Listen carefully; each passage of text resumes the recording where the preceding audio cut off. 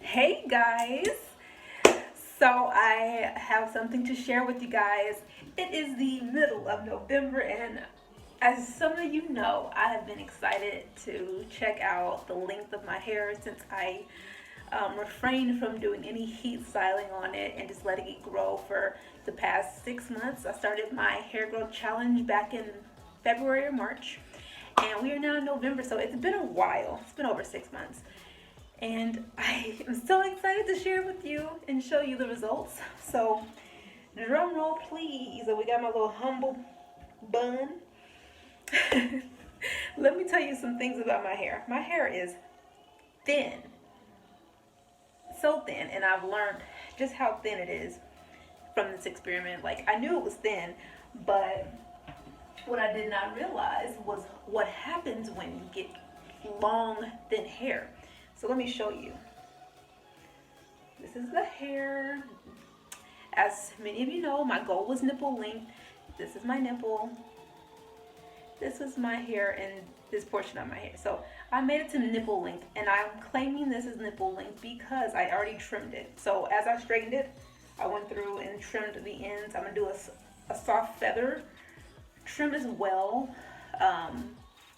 Before I wash it and condition it again, just to make sure I get all these gnarly ends off, because they're just not fun to have, and they're just not healthy for the hair. And let me tell you, my hair is so healthy. I have been combing it and running my fingers through it since yesterday, and for the first time ever, I don't have breakage. Like, my hair is not falling out in the sink. I don't find strands in my comb, like nothing. My hair is strong, like, it's delicate. Like, I don't think I can really do much with my hair still because it's so thin, and I want to show you just how thin it is. But it's healthy for the first time. I don't have that nasty breakage feeling. It just feels like long, healthy strands. And it's so wispy because, yes, my hair is very, very thin, but it actually has length. So now that I know I can actually get length, I'm gonna challenge myself to get it to waist length.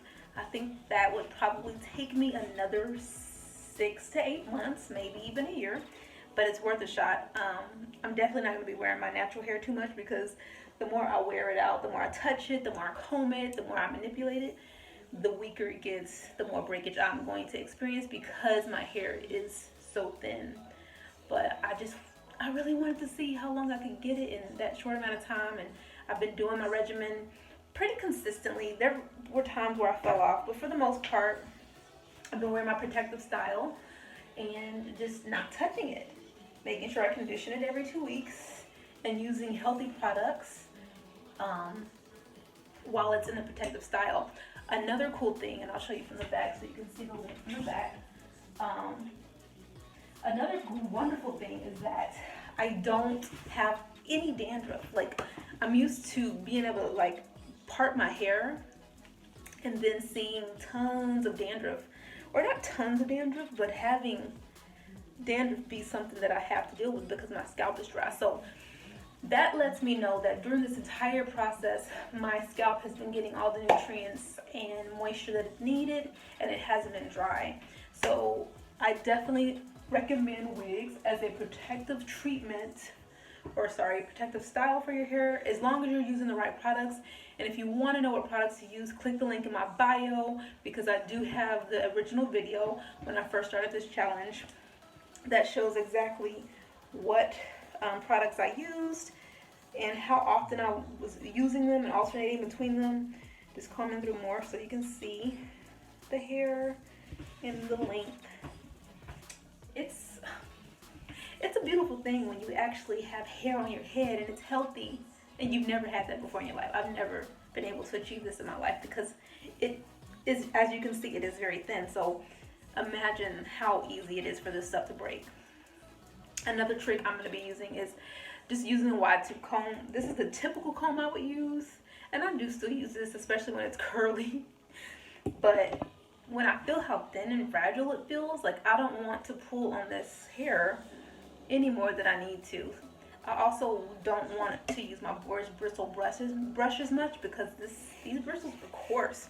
So whenever I'm trying to lay down the baby hairs or even just small flyaways that I might find, I'm using a toothbrush to get those and put those in place. But the cool thing about not having a lot of breakage is that you don't have flyaways. My hair is healthy and all the strands are long for the most part. There's a few broken ends, or a few broken strands, but they are easily placed in their place with a toothbrush, and it just feels so good to have hair. And when you pull it up in the back, it's not all like falling down and all broken in bits because it's all broken out. This is a blessing from God, and I'm so thankful that I was able to achieve this. And I'm going to keep going, and I'm going to keep updating you guys like every 6 months, because to be completely honest, in order for me to grow my hair and retain the growth, I can't straighten my hair or put any heat on my hair often at all, because that heat just damages my hair so much. So it's probably going to be wigs for a long time for me, because that is what keeps my hair happy.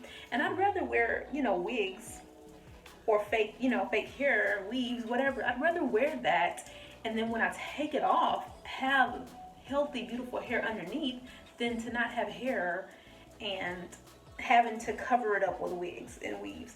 The big difference between needing to wear weave because you have no hair on your head because you broke it all out from over styling it, and having healthy hair because you wear wigs. It makes you feel a lot more confident, because it's like if someone tries you, bitch, you whip off that wig and then you show them your wispy long hair. Bitch, I got hair. I got my ponytail. I got a ponytail. That's all, guys. I'm going to do a real video on YouTube, so be sure to check the link in the bio for that video update and more tips and tricks to how I got here. If you have thin, nappy hair like me, then you might want to watch this video, because this is really crazy cool that I was able to achieve this length. And yes, I do have a hair texture that is not traditionally easy to take care of, and it doesn't really grow long easily. But I got a ponytail now, y'all guys. I've got a ponytail, okay? I'm not a chicken head.